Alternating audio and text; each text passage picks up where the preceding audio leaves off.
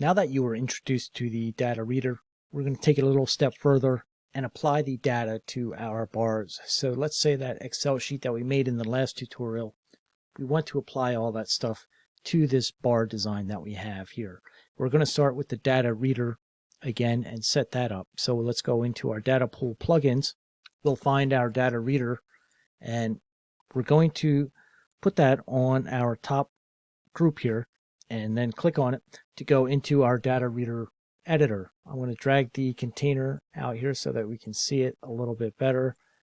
Again, we want the Excel sheet. Now we need the name of the Excel sheet. In addition to the name, we also need the path of it. So we can come into our path here, find where it is. We can right click on it. We can show the properties. We can Control C the location if you don't know it. And we can come back into the data reader here and paste it in to the file name. Now we also need the name of the file, and it's a backslash, not a forward slash. So we're going to type in class2.xlsm.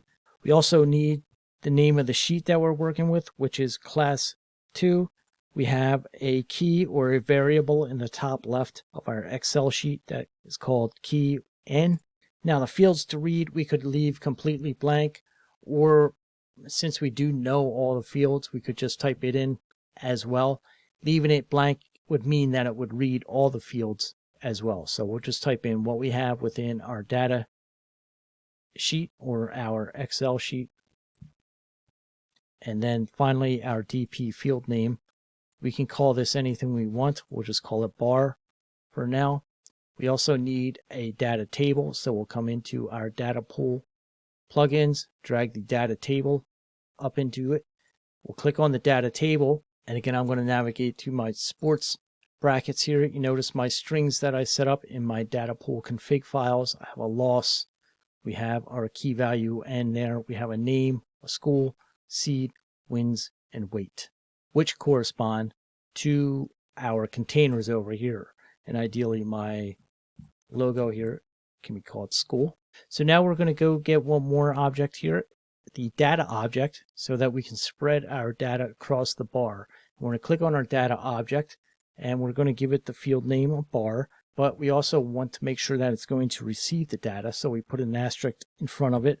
We're going to add a bracket here with a 1. Now we're going to go back and add our DataPool plugins to each one of our containers. We're going to add a DataPool number to seed, and we'll give this the field name of seed. We're going to also add a data number to wins, and we'll give the field name wins to this one.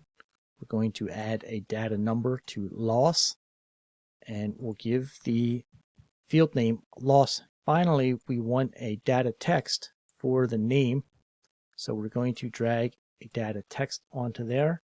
We're going to give the DataPool field name the name of name.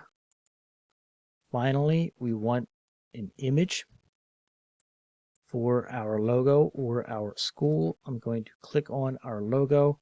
We're going to give this the field name of school.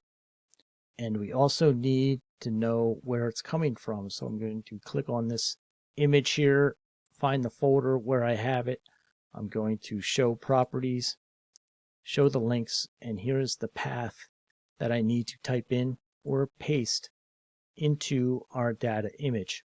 And this will go right into the prefix, so you can paste it right into there.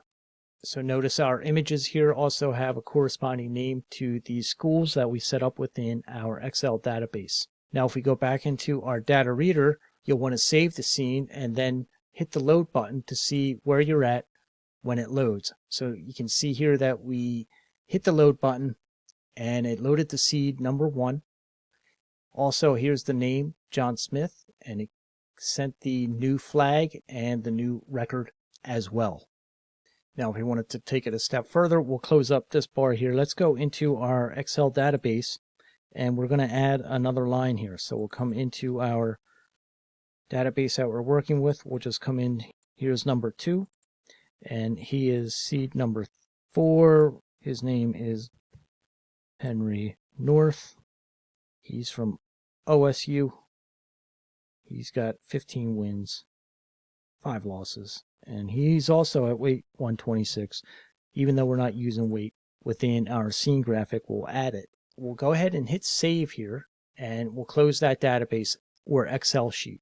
Come back into Vizrt Artist, and now we have our scene set up so that we could copy this bar data here. We could hit Control and drag this down.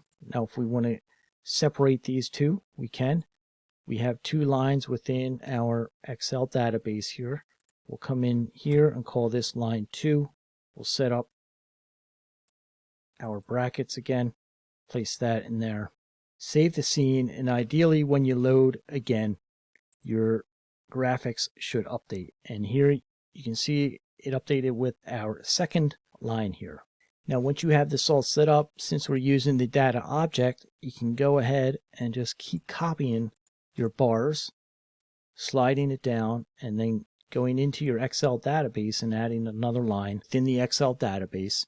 Go ahead back and test it to see if it all works again.